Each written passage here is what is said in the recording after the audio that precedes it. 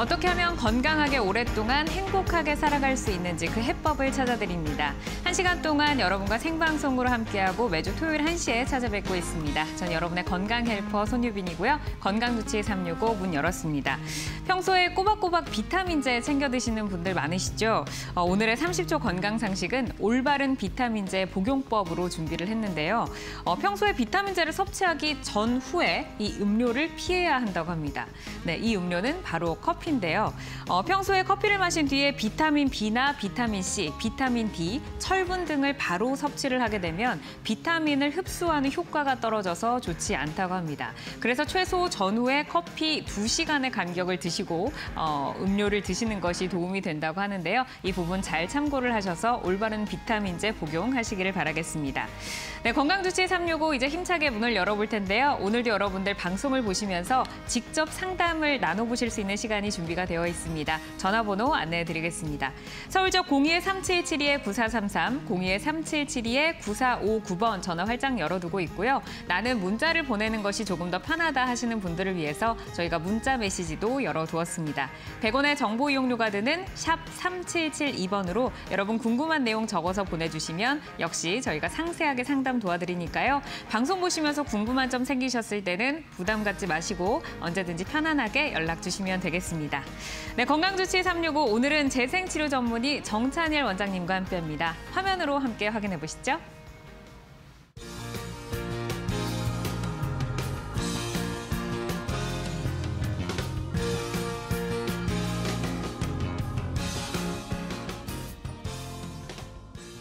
네, 원장님 안녕하세요. 반갑습니다. 네, 반갑습니다. 네, 이제는 뭐 저와 2MC다라고 해도 어색하지 않은 좀 자주 나오셨는데 네, 오늘도 뭐 좋은 내용 준비를 해오셨겠죠? 오늘도 아주 좋은 내용으로 여러분한테 도움이 되는 정보를 드려보도록 하겠습니다. 네, 오늘도 또 얼마나 또 알찬 내용들이 기다리고 있을지 기대가 되는데요. 바로 시작을 해보도록 하겠습니다. 먼저 건강주치의만의 특별한 코너 한 주간의 건강 이슈를 알아보는 시간으로 문을 열 텐데요. 준비해 오신 오늘의 건강 이슈 키워드로 먼저 확인해 볼까요?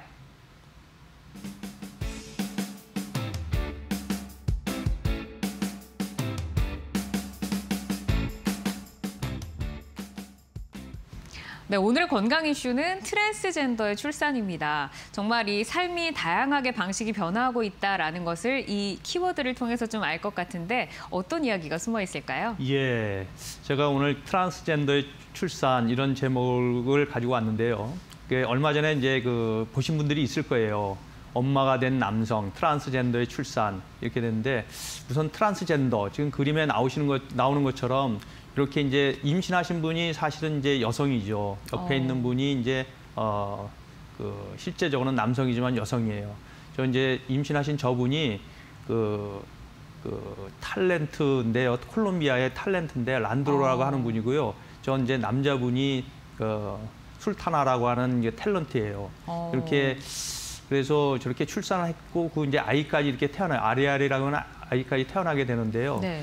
저렇게 우리가 보통 이게 이제 남성, 여성 이런 개념에서 이제 신체적으로 주어졌던 생물학적으로 또는 신체적으로 줬던 남성, 여성을 뛰어넘어서 이렇게 출산이 되게 되는 좀 당혹스럽기도 한데요.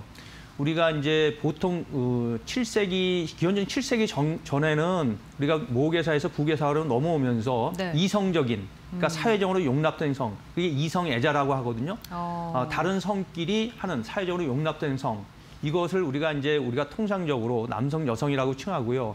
그다음에 이제 동성애자라는 이제 표현도 쓰는데 이건 뭐냐면은 성적 지향성이 동일한 거예요. 예를 들어서 똑같이 남성인데 남성이 남성을 좋아하고 여성이 여성을 좋아하는 거거든요. 네. 이거는 성적 지향성이 동일한 거예요. 근데 오늘 말씀드린 이 젠더라고 하는 것은 뭐냐면은 신체적으로 또는 정신적으로 이게 일치하지 않는 성입니다. 신체적으로는 남성인데 실제로 사회적으로나 정신적으로는 여성인 거예요. 이런 거를 트랜스젠더라고 하죠. 우리나라 말로는 성 정체성 장애 이렇게 표현하는데 그렇게 되니까 아무래도 이제 수술을 받는 일이 생기게 되고 이제 표현도 장애자, 성 정체성 장애 조금 이상하니까 젠더 디스포리아라고 해가지고 성별 불쾌감 이런 식으로 표현을 하거든요. 이제 이게 문제는 뭐냐면은 많이 이런 젠더라고 문제가 현대에 나타나는 건 아니고요. 북미 원주민 같은 경우에 보면은 그 뭐 두 영혼의 사랑이라거나 이런 기록도 남아 있을 정도로 예전부터 존재하던 거거든요. 실제로 동성애자 같은 경우에는 그 300에서 한 400 종류의 포유류에서 네. 공통적으로 나타나는 현상이에요. 그래서 같은 동성이 좋아하는 성적 지향성 네. 이런 걸 다 포함해서 저희는 트랜스젠더 성 정체성에 문제가 있다 이렇게 표현을 하는 거죠. 이거에 대한 연구들이 있어요. 네. 가장 중요한 게 이제 일란성 쌍생아에 대한 연구를 하는데 우리 유전적으로 동일하잖아요. 동일한데 이 환경을 좀 다르게 키워봤어요. 그랬더니 실제적으로 둘 다 트랜스젠더가 되더란 말이에요. 그래서 이거는 우리가 사회적으로 용납되어 있는 남성, 여성의 개념 말고 유전적으로 정신적인 성이 분명히 존재하는 것이다. 이렇게 생각을 하고요. 우리가 이제 의학적으로는 우리 인체가 그 염색체가 46개잖아요. 남자는 XY, 여자는 XX 이렇게 돼 있는데 그 47개 염색체를 가진 클리네펠터 증후군 같은 것이 있어요. 이건 XXY거든요. 여자인데 Y가 있으니까 남자 같은 성향을 띠게 되고 또 거꾸로 염색체 수가 45개인 터너 증후군 같은 게 있어요. X가 하나밖에 없어요. 네. 2개가 있어요. 여성인데 여성도 아니고 그렇다고 남성도 아니고 분명히 존재한단 말이에요. 근데 이 트랜스젠더의 문제가 뭐냐면은 사회적으로 낙인이 찍히게 되는 거죠. 차별을 받게 되고 편견을 갖게 되는 거예요. 네. 그래서 교육이나 또는 고용에서도 좀 차별을 받게 되고 실제적으로다가 자살률도 상당히 높다고 해요. 예.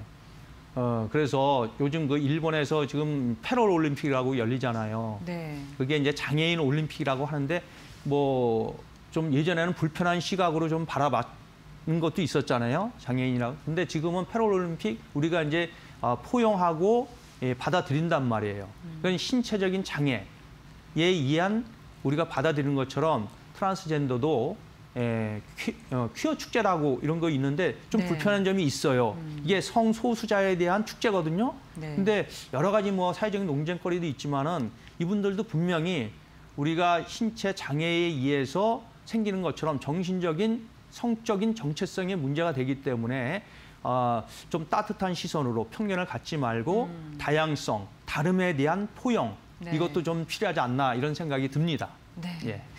오늘 이 트랜스젠더의 출산에 대해서 이제 원장님 말씀을 들어보니까 우리가 평소에 갖고 있었던 그 틀림과 이 다름의 차이에 대해서 한 번 더 좀 생각해 볼 필요가 있지 않나라는 생각이 듭니다. 자, 그럼 건강수치 365 본격적으로 강의로 넘어가 보도록 하겠습니다.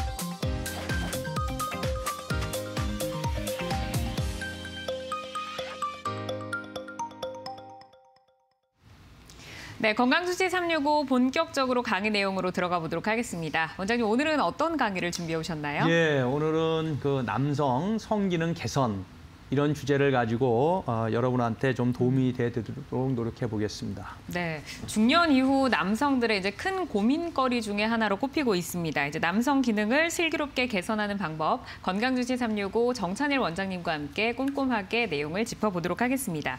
네, 오늘 강의 주제는 남성 기능 개선이고요. 방송을 보시면서 저희가 생방송으로 함께하고 있기 때문에 궁금한 점이 생기실 때는 언제든지 편안하게 문의를 주시면 되겠습니다. 저희 방송 화면 하단에 지금 번호가 고지가 되고 있고요. 서울 지역 02-3772-9433, 02-3772-9459번으로 전화를 주셔도 되고 샵 3772번으로 문자 메시지 보내주셔도 저희가 상세하게 상담 도와드리도록 하겠습니다. 자, 그러면 이제 오늘 그 남성 기능에 대해서 먼저 좀 들어볼 텐데 우선 이제 남성 기능에 문제가 있다라고 하면은 보통은 신체적인 기능에 조금 문제가 있구나라고 생각을 하는데 이 남성 기능이 오늘 좀 원고를 보니까 뇌와 연관이 있다라는 이야기가 있더라고요. 예, 그 보통은 우리가 남성 기능 하면은 외부 생식기 이거에만 이제 집중을 하지 않습니까? 네. 근데 실제적으로 남성 기능이라고 하는 거는 그 외부 생식기 외에 실제적으로 호르몬이라고 하는 부분이 있기 때문에 이것은 전적으로 뇌에 있는 뇌하수체나 또는 전엽에 있는 이 시상 하부 이런 데서 컨트롤 받게 되거든요. 지금 그림에 나오는 게 저게 이제 남녀 뇌의 차이인데요. 네. 실제로 외부 모형뿐만 아니고 실제로 뇌에서도 상당한 차이가 있어요. 여성 뇌 같은 경우는 보통 여성분들 뭐 쇼핑 좋아하시고 그다음에 뭐 좋아하죠. 뮤지컬이나 어떤 무드 있는 거 좋아하시잖아요. 초콜릿이 그다음에 굉장히 크게 초콜릿. 있네요. 그래서 뭐 수다 떠는 것도 좋아하고. 네. 그래서 저희가 여성 뇌는 초콜릿 뇌다 이렇게 이제 표현을 하거든요. 네. 예, 반면에 이제 남성 뇌 같은 경우는 권력이라든가 자기 일이라든가 스포츠 뭐 이런 거 좋아하시잖아요.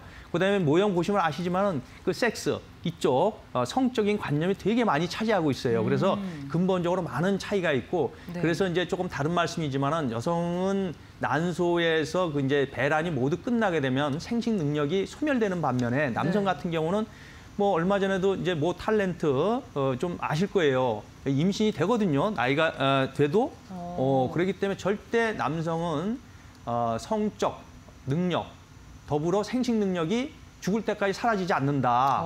그게 바로 뇌에서 저런 일들이 일어나기 때문에 가능한 거죠. 아, 네. 그렇군요.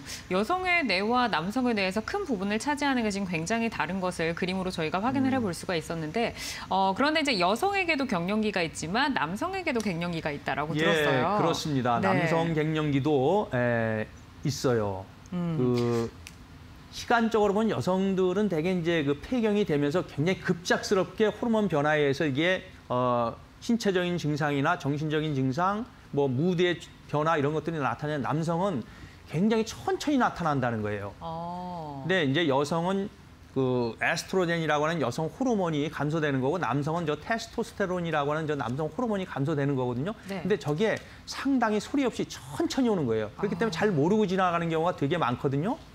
그래서 그 테스토스테론이라고 하는 것은 대개 그 남성의 근력, 지구력, 그다음에 이제 약간의 그 지능 이런 데 관계되고 저게 이제 부족하게 되면은 되게 우울해지면서 무기력하게 되는 거예요. 물론 이제 발기력이나 성력 네. 자체도 떨어지겠지만 말이죠. 그래서 저거에 대한 진단은 테스토스테론이라고 하는 남성 호르몬을 피 검사를 통해서 이제 확인을 하면 되는데요. 네. 보통 30대 중반만 넘어도 그 0.3에서 1.5% 평균 연 1%씩 감소된다고 해요. 그래서 30대 때보다도 한 70대 정도 되면 절반가량이 줄어들게 되거든요.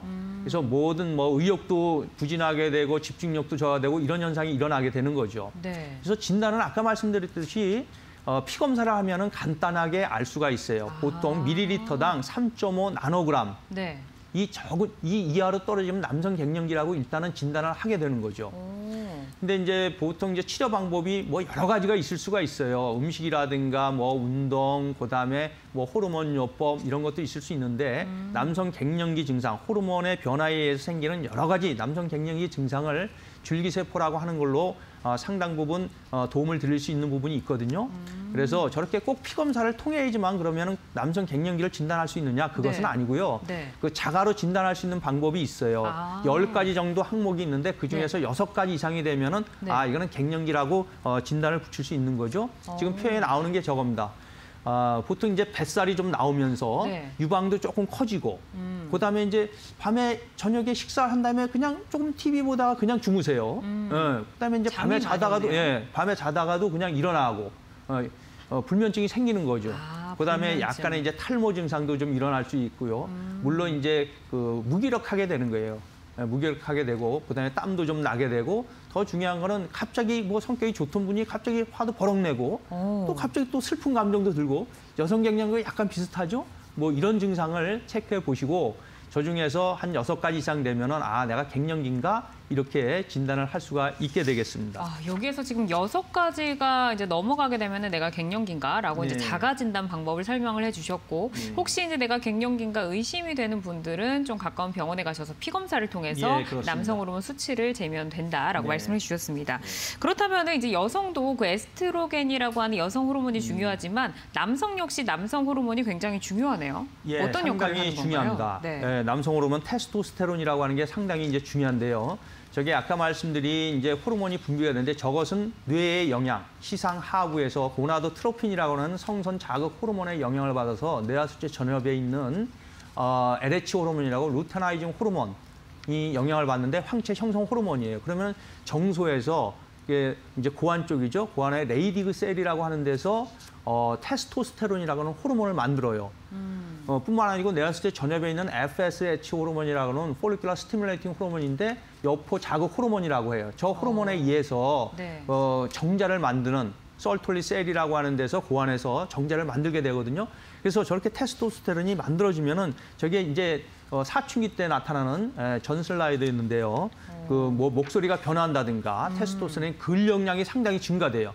반면에 이제 체지방은 많이 줄어들게 되거든요. 네. 그다음에 2차 성징을 나타나는 뭐 전립선이라든가 음경의 크기 이런 것들이 많이 성장을 하게 되고 네. 그다음에 모낭세포를 갖다 자극해서 채모가 많이 나게 되는 거죠. 그다음에 또 뇌 쪽에도 좀 작용을 한다고 돼 있고요. 이제 여기서 좀 중요한 거는 저 적혈구를 갖다가 많이 만들어내게 돼요. 그러니까 사춘기 이후에 되면 혈액량이 굉장히 많이 증가되는 거죠. 힘이 세지는 겁니다. 그리고 이제 또 하나가 남성 호르몬 테스토스테론은 이제 전구 물질, 바로 전 단계 물질이죠. DHEA라고 하는 게 있는데요. 네. 다이하이드로 에피엔드로스테론인데 저거는 조금 테스토스테론보다 조금 광범위한 역할이 있어요. 그중에 네. 제가 말씀드리고 싶은 건 저 면역에 대한 역할이거든요.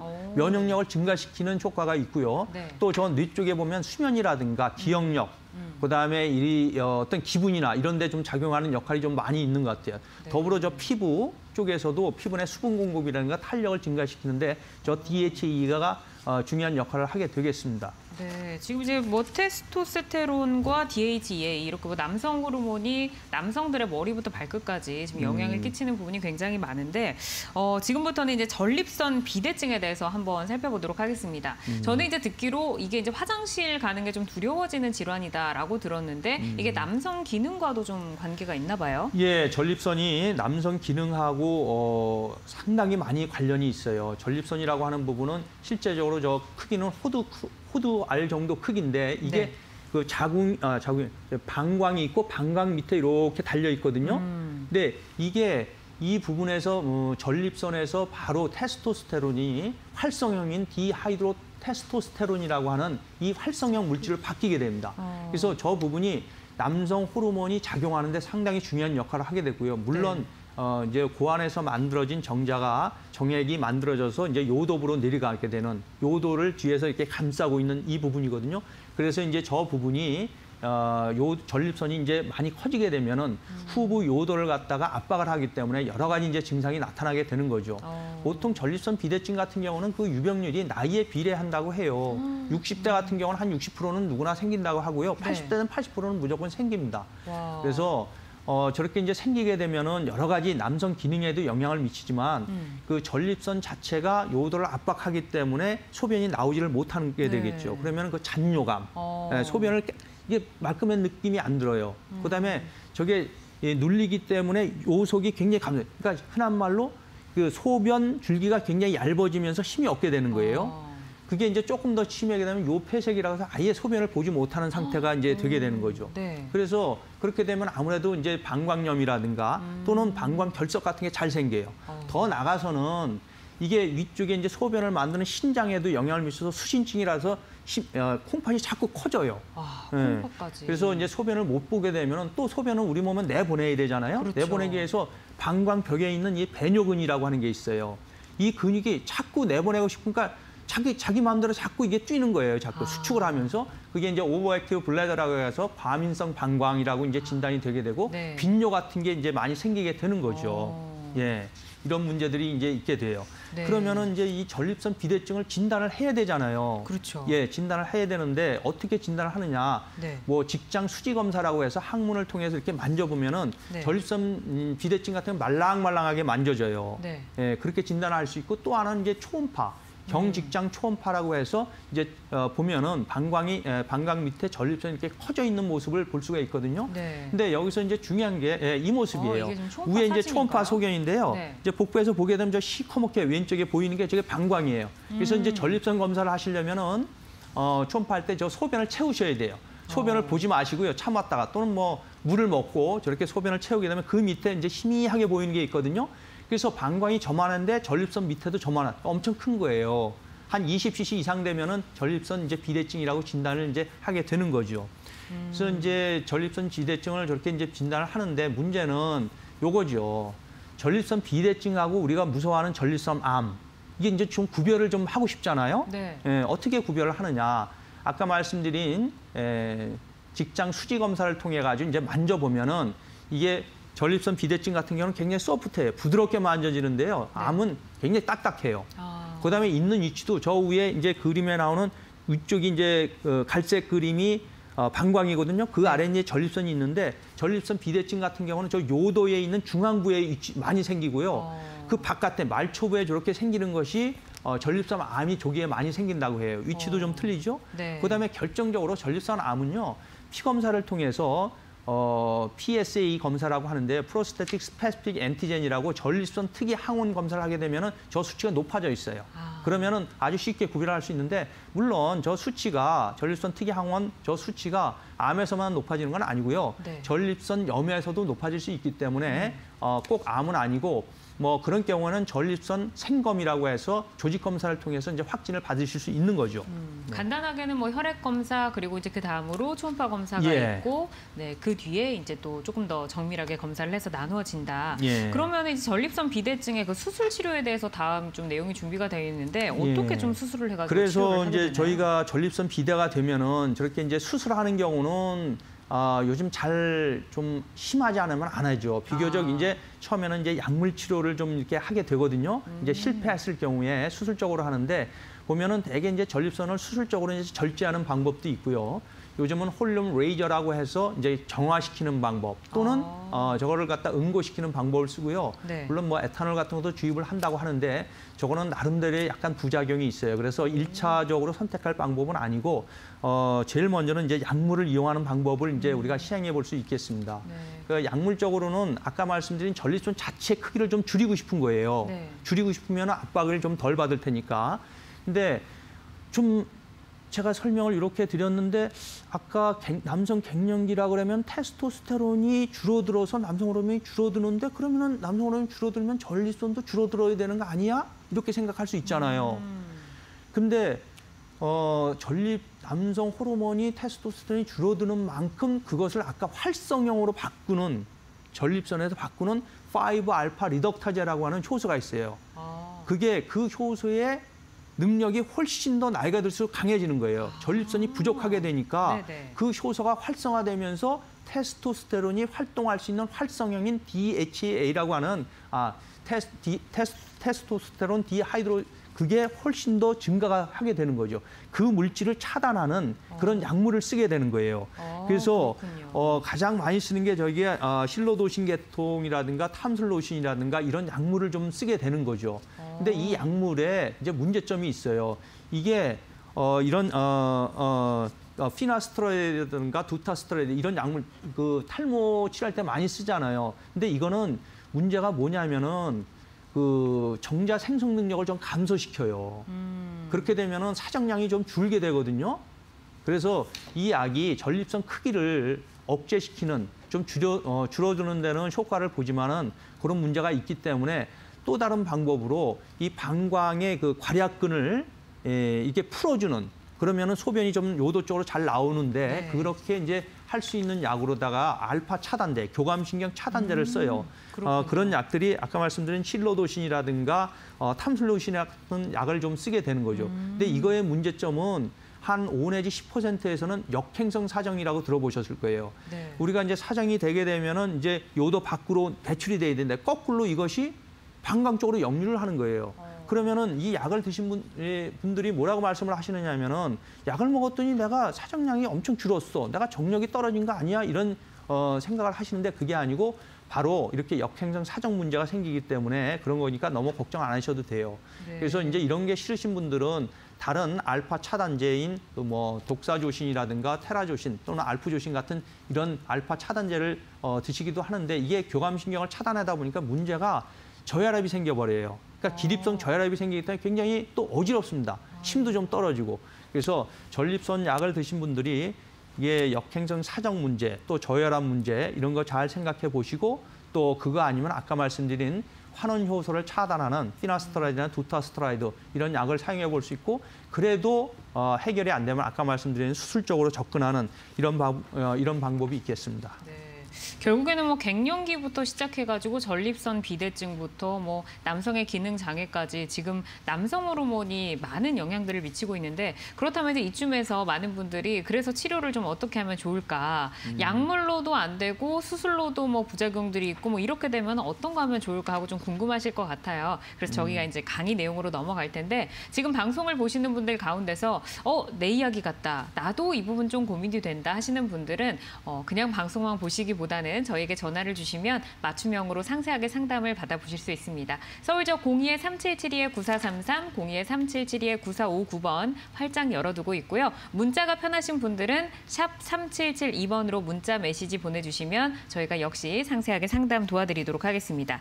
자, 그러면은 어떻게 조금 치료를 할 수 있는지 좀 살펴보도록 하겠습니다. 사실 이제 인생이 100세 시대다라고 해서 굉장히 좀 길어졌잖아요. 노후까지 건강하게 남성의 기능을 관리할 수 있는 방법을 살펴볼 텐데 줄기세포가 오늘 좀 등장을 했어요. 아까 치료 방법에 네 번째 이제 줄기세포가 있었는데 네. 이 부분 내용 좀 들어볼까요? 예, 결국은 아까 말씀드린 이제 궁극적으로 전립선 비대증에 의해서 한 50% 정도는 우리가 발기부전이라고 하는 성적 장애가 생기는데 어떻게 그러면 이걸 치료할 수 있느냐라고 했을 때 줄기세포는 결국은 말초에 있는 우리가 외부 생식기에 대한 재생, 리모델링 이것도 중요하지만은 실제적으로 시상하부, 뇌하수체, 고환으로 이루어지는 이 호르몬의 축을 정상화시키지 않으면 우리가 궁극적으로 갱년기의 증상이라든가 또는 외부 생식기의 성기능 장애를 해결할 수 없다 이런 관점에서 실제적으로 줄기세포가 광범위하게 외부 생식기뿐만 아니고 호르몬의 대사라든가 이런 데 간접적인 영향으로 긍정적인 효과를 줄 수 있는 그래서 줄기세포가 상당히 각광을 받을 수 있는 그런 상태가 되겠습니다. 근데 이제 줄기세포가 뭐 많은 치료에 쓰이고 있기는 한데 사실 이제 시청자분들이 들으셨을 때 그래서 줄기세포가 좀 간략하게 정의하면 그게 뭐야라고 개념에 대해서 좀 궁금하실 것 같아요. 예, 뭐 줄기세포 말씀은 많이 들어보셨을 텐데, 정말 많이 들었는데. 예, 줄기세포라고 하는 건 한마디로 이제 미분화세포. 우리가 이제 처음 우리가 태생기 때부터 정자 난자가 만나서 수정이 되고 있잖아요. 그 상태가 이제 줄기세포라고 보시면 돼요. 네. 그래서 미분화 전혀 무슨 세포로다가 분화될지 모르는 미분화 세포다. 그런 특징이 있고요. 또 하나는 이 세포가 다양한 세포를 만드는 거예요. 다분화 세포 능력이 있는 거거든요. 그다음에 또 하나 주목할 점은 스스로도 복제를 하지만은 병이 있는 곳에 찾아가 가지고 수선하는, 고쳐주는, 수선하는 그런 역할을 하는. 그래서 저희가 줄기세포는 별명이 만능세포다, 마스트셀이다 이런 표현을 하게 되는 거죠. 네, 지금 이어서 이제 줄기세포 효과가 지금 화면에 띄어져 있는데 예. 바로 이어서 줄기세포가 그래서 이 만능세포의 효과 어떤 것들이 있는지 그래서 바로 제일 많이 들어볼까요? 쓰는 게 어떤 조직 재생에 써요. 제일 많은 게 우리가 어떤 궤양이나 이런 게 생겼을 때 조직을 이렇게 만들어내야 되잖아요. 조직 재생하는 데 쓰고요. 또 하나는 요즘 피부 쪽으로 굉장히 많이 쓰게 되겠죠. 피부 재생을 시키고 또 탈모도 상당 부분 효과가 있는 걸로 돼 있고요. 네. 그다음에 아토피라든가 최근에 저희가 뭐 많은 효과를 보고 있는 건선 이런 데 효과가 많고요. 또는 이제 뇌혈관이라든가 뇌세포에 효과가 있는 치매나 그렇죠. 알츠하이머에 효과가 있고 면역력에도 효과가 있고요. 그다음에 이제 통증 부분에서는 이제 관절이라든가 디스크나 오십견 이런 데도 상당한 효과가 있습니다. 그리고 갱년기 증상을 포함한 그 성기능 장애에 아주 효과가 좋은 것 같아요. 네, 줄기세포가 이제 뭐 피부 재생만 저는 이제 좀 많이 들었었는데 오늘의 이 주제인 남성 성기능 장애에도 이렇게 좀 치료 효과가 있다라고 말씀을 해주셨는데 갱년기 남성 기능 개선에 줄기세포가 어떻게 어떤 복제를 이뤄내서 어떤 효과를 주게 되는 건가요? 예. 주로는 저희가 생각하기에는 주로 줄기세포뿐만 아니고 줄기세포를 도와주는 혈소판이라든가 또 면역에 관계된 백혈구, 그다음에 아픈 곳까지 줄기세포를 잘 인도해주는 SDF1알파라고 하는 또 줄기세포가 잘 자랄 수 있는 성장인자 이런 것들이 어떤 우리가 필요로 하는 외부 생식기라든가 호르몬 쪽에 아주 긍정적인 영향을 줘서 증상을 개선시키는 효과가 있지 않나 이렇게 생각이 듭니다. 네, 그러면은 이제 줄기세포를 우리 몸에서 빼가지고 그 치료를 하는 거죠? 예, 그렇습니다. 어떻게 빼가지고 이게 치료를 예, 하나요? 그래서 줄기세포를 이제 채취하는 방법은 저희가 뭐 여러 군데서 얻을 수가 있어요. 제일 쉽게는 자기의 본인의 혈액에서 얻을 수 있겠고요. 또는 네. 본인의 지방이라든가 조금 좀 심하게는 자기 골수에서 이제 채취를 하게 되는데요. 네. 저기 이제 화면에 나오는 것이 저희가 이제 자체적으로 개발해서 신의료 장비로 허가를 득한 스마트 M2 장비라고 하는 건데요. 저 장비를 이용해서 줄기세포를 이제 어떤 최소 조작을 가해서 줄기세포를 농축하고 분리를 하는 거죠. 그래서 농축하고 분리를 해서 살아있는 세포를 고퀄리티의 줄기세포를 얻은 다음에 네. 저희가 특수 영상 장비를 이용해서 정확한 병소 부분을 확인하고 정밀하게 시술하는 이런 시스템을 구축해서 효과를 보도록 하고 있습니다. 그러면은 저 기계를 통해서 우리 몸에서 줄기세포를 뽑아서, 뽑아서 좋은 양질의 양질에 줄기세포를 살아있고 고퀄리티의 줄기세포를 우리가 병소를 정확하게 영상의학적으로 확인을 하고 필요하면 CT나 아니면 초음파나 특수 영상 증폭작지로 병변을 확인하고 그 부분을 아주 경험 있게 아주 능숙하게 병변 부분에 주입하는 이 시술 여기까지 그러니까 세 단계가 모두 갖춰져야 됩니다. 네. 일단은 살아있는 고퀄리티를 얻기 위해서 장비가 필요한 것이고요. 그다음에 병소를 정확하게 평가할 수 있는 능력, 그다음에 그것을 시술할 수 있는 경험이 있어야지 줄기세포는 아마 효과를 원하는 효과를 볼 수 있지 않나 이렇게 생각이 됩니다. 갑자기 궁금한데 추출을 해가지고 넣는 데까지 시간이 혹시 얼마나 그래서 저희는 이제 배양이라고 하는 방법을 동원하지 않기 때문에 배양을 하게 되면은 보통은 한 2주 정도 걸리게 돼요. 그러면은 저게 여러 가지 이제 문제가 있거든요. 예를 들어 가지고 숫자는 많이 늘어나지만은 텔로미어의 길이가 줄어든다든가 우리가 원하지 않는 쪽으로 분화가 되기 때문에 암의 형성의 가능성이 있기 때문에 현재는 인정되지 않는 방법이고요. 그래서 저희는 추출해서 정확히 추출하는 시간이 한 18분 정도 걸려요. 그렇게 하고 저희가 이제 시술하는데도 가급적이면 살아있는 프레시한 세포이기 때문에 빨리 넣어서 살아있는 효과를 볼 수 있게 하기 때문에 실제 제가 준비해서 시술하는 거는 채 30분이 걸리지 30분이요? 않죠. 30분. 빠르면은 30분. 준비하는 시간이 18분 정도고요. 제가 시술하는 시간은 솔직히 좀 말씀드리면 뭐 이게 뇌 질환 같은 경우는 뭐 그 남성 성기능도 그렇고요. 채 5분이 넘지 않습니다. 그렇군요. 물론 뭐 저도 많은 이제 처음에는 이제 시행착오도 하고 했지만 점점 이제 능숙하게 하다 보니까 지금은 뭐 5분 이내로 시술을 하고 있습니다. 이제 배양의 유무가 있고 또 술자의 기술력이 중요하다라고 말씀을 해주셨습니다. 저희는 현재 이제 남성 기능 장애에 대해서 생방송으로 여러분과 함께하고 있습니다. 본 방송은 건강 상식에 도움을 드리는 프로그램이고요. 방송 중 알려드리는 정보만을 믿고 치료 결정을 내리지 말며 꼭 전문의와의 충분한 상담을 통해서 치료 방향을 결정하셔야 한다는 점 기억해 주시기 바라겠습니다. 네, 지금 현재 1시 32분 지나가고 있습니다. 네, 현재 이제 그 건강에 대해서 관심 있는 분들이 오늘 방송을 좀 많이 보시는 것 같은데 남성 기능 장애에 대해서 많은 문자와 전화가 지금 들어오고 있어서 저희가 시청자분들의 문자를 만나서 어떤 고민들이 있는지 하나하나 좀 풀어드리도록 하겠습니다. 네, 첫 번째 문자 한번 만나볼까요? 네, 7128번님의 문자입니다. 72세 남성분이신데 2년 전에 전립선 비대증 수술을 하셨고 그 이후에 남성 기능에 문제가 생겼습니다. 약을 먹어도 효과가 없는데 혈이 협착증도 있어서 치료를 받고 있고 이런 경우에 이제 다른 병도 같이 있으신데 이런 경우 어떻게 좀 해결을 할 수 있을까요? 지금 이제 72세 정도 됐으니까 이제 갱년기, 남성 갱년기가 있다고 보고 전립선 비대 때문에 아마 수술을 받으신 것 같아요. 그랬을 때 이제 수술을 받는다고 하는 거는 사실상 우리가 이제 회음부 쪽에 여러 가지 음부신경이라든가 거기서 나오는 여러 가지 가지들이 있어요. 음부 배부신경이라든가 또는 하치액신경이라든가 회음부신경이라든가 여러 가지 신경이 있는데 아무래도 레이저 수술을 해도 그렇고 특히 이제 절제를 했을 경우는 불가피하게 신경 손상을 받을 수밖에 없거든요. 이제 이런 경우에 이제 약을 먹어도 이제 효과가 없었다 그러는데 당연한 거예요. 왜냐하면은 이분 같은 경우는 약이라고 하는 게 뭐예요? 보통은 호르몬을 조절하고 어떤 그 이렇게 전환 효소, 환원 효소 같은 거에 작용하는 약이잖아요. 근데 그런 게 아니고 신경 손상이 때문에 실제적으로 신경을 재생시켜 줘야 되거든요.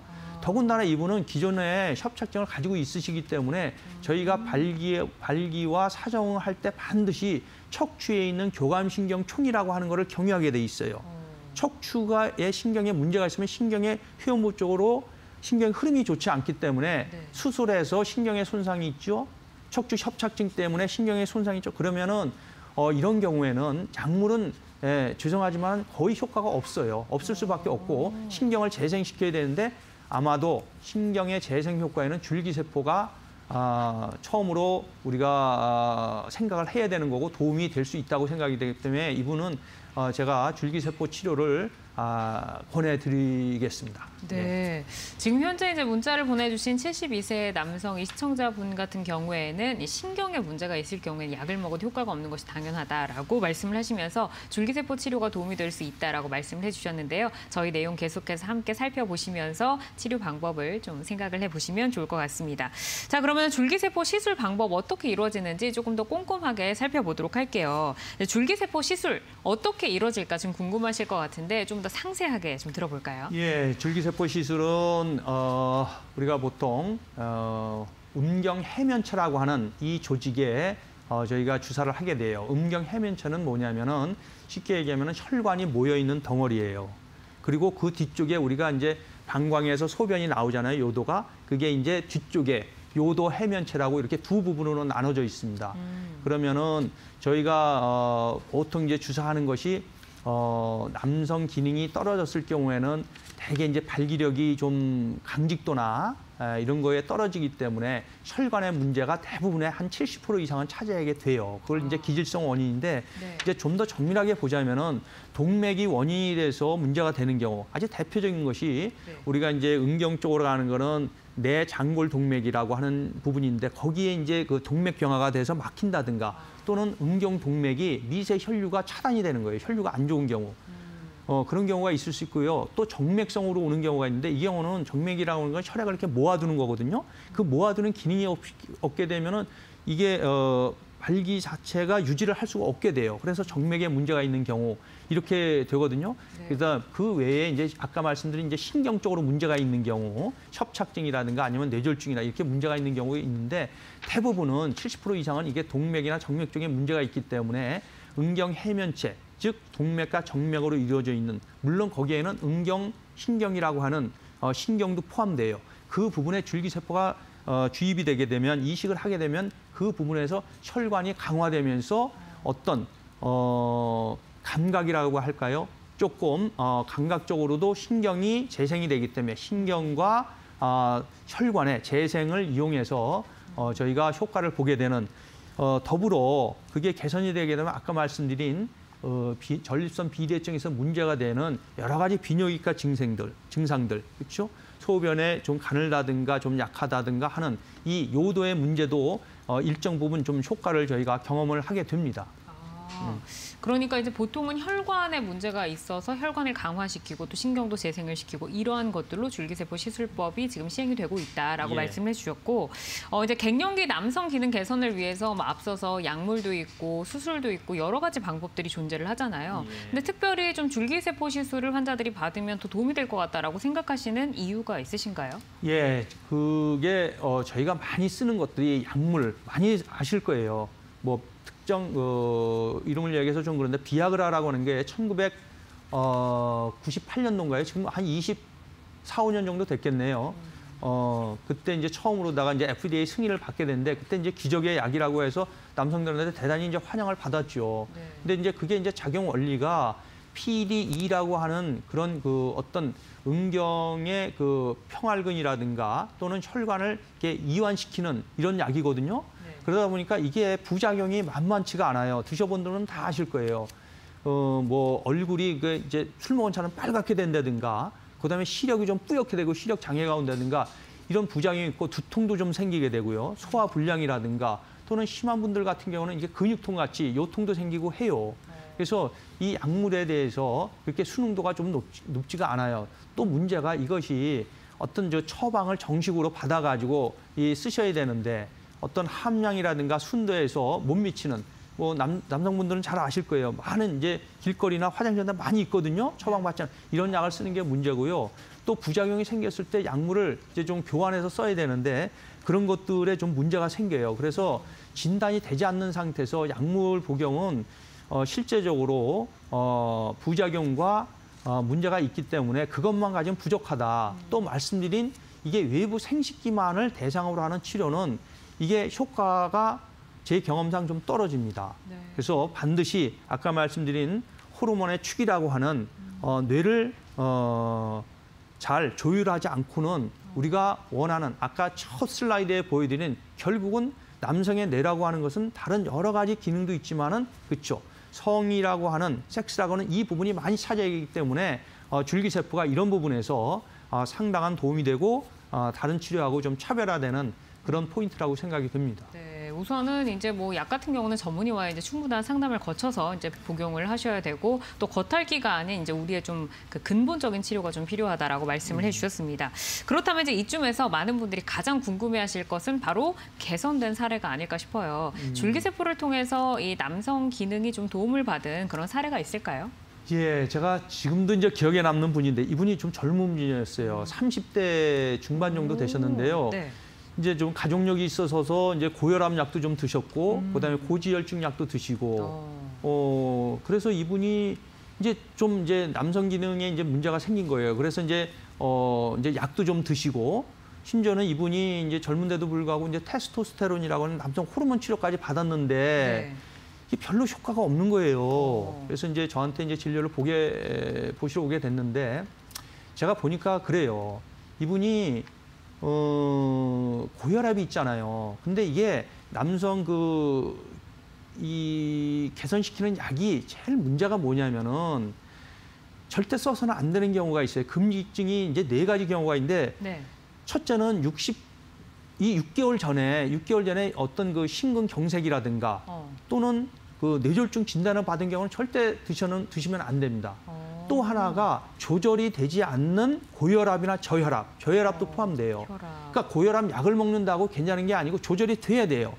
잘 뭐 안 드시거나 뭐 잘못 조절이 안 되는 고혈압 약 안 됩니다.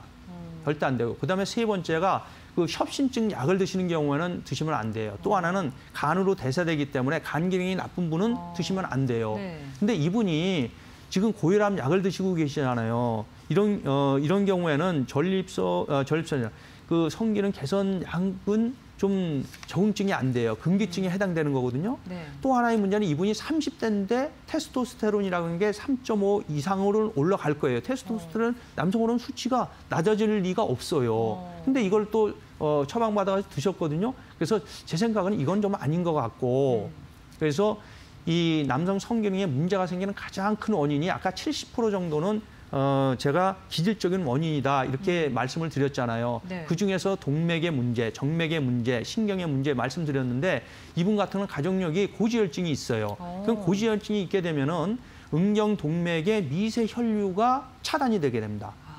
안 되게 돼요. 그러면은 결국은 이분의 어떤 성기능 저하의 원인은 기질적인 원인 중에서 동맥의 미세 혈류의 장애, 그렇다고 치면은 혈관을 개선시킬 수 있는 방법을 택하는 것이 어떤 테스토스테론이나 약물보다도 우선시돼야 된다고 생각이 됐기 때문에 제가 적극적으로 줄기세포 시술을 한 거죠. 이분은 거의 약은 완전히 끊고 거의 그렇게 굉장히 좋은 결과가 있었던 그런 취업례를 제가 가지고 있습니다. 예후가 좋으셨던 이제 30대 분의 사례를 들어봤는데 혹시 이분은 몇 개월 정도 치료를 받으셨나요? 제가 이분은 한 번밖에 치료를 안 했습니다. 죄송스럽지만. 그래서 이분 같은 경우는 연세가 많지 않기 때문에 전립선의 문제가 일단은 배제가 됐기 때문에 좀 더 치료 기간이 좀 빠르고 짧았던 것 같아요. 네. 예. 그렇군요. 그러면 이제 이쯤에서 또 많은 분들이 또 궁금해하실 것 같은 게 줄기세포 많이 들어봤는데 그거 뭐 부작용이 많다던데 막 이런 또 뭔가 이렇게 소식들을 들어오셨을 것 같아요. 줄기세포 부작용 없는 시술인가요? 예, 제가 이제 확신합니다. 줄기세포는 제가 지금까지 정말 오랜 시간 동안에 제가 시술해 왔거든요. 몇 년 정도 혹시 줄기세포 시술하셨나요? 단 한 건도 부작용이 없었어요. 그래서 제가 아까 말씀드린 게 그겁니다. 좋은 줄기세포가 지금 여러 가지 그 음도 있고 양도 있는 것 같은데 제일 중요한 게 일단은 고퀄리티의 줄기세포를 얻어야 돼요. 그러면은 아까 말씀드린 그 신의료 장비로 허가가 된 그런 장비를 쓰는 것이 가장 안전하고 그래야 살아있는 세포를 얻을 수 있거든요. 그게 첫째라고 생각이 되고요. 네. 그다음에는 이제 시술 면에서도 뭐 다 그렇게 하시겠지만은 완전한 무균 상태에서 살아있는 세포이기 때문에 이게 오염이 되거나 감염이 되면 안 돼요. 그래서 철저하게 소독하셔서 그다음에 영상 장치의 도움을 받아서 아주 정밀한 시술, 정확한 시술이 되면은 다른 조직에 영향을 미치지 않기 때문에 지금 걱정하시는 부작용은 제 생각에는 있을 수도 없고 있어서도 안 되고 없습니다. 약물이 네. 아니기 때문에 네. 왜 모든 줄기세포 자체를 우리 인체 내에서 얻기 때문에 그래서 배양이라고 하는 부분도 여러 가지 우리가 잘못될 그 개연성을 배제하기 때문에 아까 제가 말씀드렸잖아요. 17분, 8분 정도에서 시술 시간이 5분 이내로 짧다.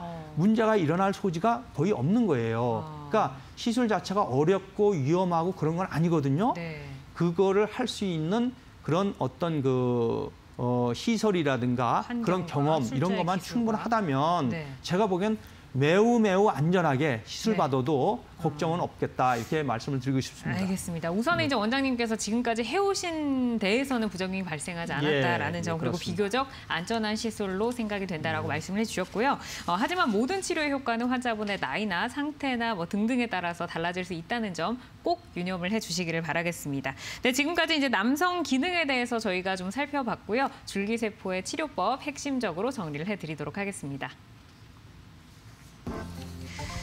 네, 남성 갱년기는 얼마든지 치료가 될 수 있다. 그리고 전립선 비대증이나 하부 요로 증상은 남성 기능 저하의 주요 요인이기 때문에 빠른 진단과 적절한 대처가 필요하다. 남성 기능 개선에 줄기세포가 대안이 될 수 있으니 치료 계획에 참고를 하셔라라고 저희가 정리를 해드리도록 하겠습니다. 네, 지금까지 남성 기능 개선에 대해서 하나하나 좀 꼼꼼하게 살펴봤습니다. 네, 방송을 보시면서 이 부분 좀 궁금한데 하시는 분들은 지금도 전화나 문자를 주시면 상세하게 상담 도와드리고요. 서울적 02-377-9433, 02-377-9459번 그리고 문자 샵 3772번으로 보내주시면 되겠습니다. 네, 이제 시청자분들의 전화와 문자를 만나보는 시간으로 넘어가 보도록 하겠습니다. 첫 번째 문자 만나볼까요? 네, 1394번님, 40대 중반의 남성분이신데 관계실 지속 시간이 짧았는데 요즘에는 기능도 많이 떨어졌습니다. 처방 없이 약을 복용해 오셨는데 심장이 뛰고 얼굴이 붉어져서 사용할 수가 없네요. 일이 너무 바쁘셔서 시간이 없으신데 병원에 꼭 가야 할까요? 라고 하셨습니다. 네. 솔직히 제 의사 입장에서는 마음에 안 드는 사연인데요. 왜냐하면은 조금 화가 나기도 하고요. 당연히 이제 병원에 가셔야 돼요. 이분 이제 증상 중에서 처방 없이 발기부전약을 이게 안 되거든요. 아까 제가 말씀드렸죠. 이게 부작용도 만만치 않고 이분 부작용이 이미 있어요. 얼굴이 붉어졌다고 하거든요. 아마 뭐 특정 아마 비아그라, 시알리스보다는 비아그라 주신 것 같은데 이렇게 약물에 대한 부작용이 나타나고 그다음에 처방전 없이 받으면은 순도라든가 함량에서 문제가 생기기 때문에 이거는 좀 해서는 안 될 것 같고요. 그다음에 이게 이제 일이 바쁘시잖아요. 근데 이게 여러 가지 이제 성기능 장애 오는 여러 가지 요인 중에서 우리가 심리적인 요인을 배제할 수가 없어요. 그러니까 긴장이라든가 어떤 불안이라든가 또는 스트레스 상태가 되면은 우리 몸은 이 카테콜라민이라고 하는 교감신경이 흥분하게 돼요. 그러면 음경으로 가는 혈관이 수축이 되게 되거든요. 뿐만 아니라 음경 해면체에 있는 평활근이 이완이 되게 돼요. 그럼 발기가 유지 상태가 될 수가 없는 거예요. 네. 그러니까 아무리 약을 드셔도 개선이 될 수가 없는 거죠. 반드시 우리 환자분은 병원에 가셔서 처방약을 드시고 필요하면은 좀 더 다른 형태의 검사나 이런 걸 통해서 또 뭐 하나 조금 일을 조금 덜 하시는 게 좀 좋은데 우선 뭐 식사할 시간도 없이 바쁘시다고 하니까 마음의 좀 여유로 안 정신의 됩니다. 안정을 좀 찾으시는 게 아까 말씀드린 건 뇌에서 보면은 그렇죠. 너무 자기 잡이 너무 큰 거예요. 네. 섹스 부분이 줄어든 거죠. 알겠습니다. 우선 전문의와의 상담은 꼭 필요하다고 하셨으니까 이 부분 참고하셔서 치료 계획을 세워보시기를 바라겠습니다. 정말 많은 문자가 들어와 있는데 시간 관계상 아쉽게 저희가 클로징으로 좀 넘어가야 할 것 같습니다. 네, 원장님 끝으로 시청자분들을 위한 당부 말씀을 조금 짧게 들어볼까요? 있을까요? 예, 보통 남성 갱년기로 인해서 남성 성기능 장애가 생겼을 경우에는 이게 아까 말씀드린 서서히 와요. 여성처럼 천천히 서서히 오기 때문에 자기도 모르는 사이에 이게 다가오는 거거든요. 소리 없이 다가와요. 근데 소리 없이 다가오는 거를 소리 없이 물러나게 할 수 있는 방법이 있단 말이죠. 그게 저는 줄기세포가 그 부분에서 큰 희망이 될 수 있다고 생각되고 필요하시면은 도움이 되는 방법을 선택해 주시기 바랍니다. 네, 오늘 방송 여러분들에게 많은 도움이 되셨기를 바라겠습니다. 저희 방송은 건강상식에 도움을 드리는 프로그램입니다. 방송 중 알려드리는 정보만을 믿고 치료 결정을 내리시지 말아야 하며 전문의와의 충분한 상담을 통해서 치료 방향을 결정하셔야 한다는 점 꼭 기억을 해주시기를 바라겠습니다. 남은 주말도 건강하게 또 즐겁게 보내시고요. 저희는 다음 시간에 찾아오겠습니다. 시청해주신 여러분 고맙습니다.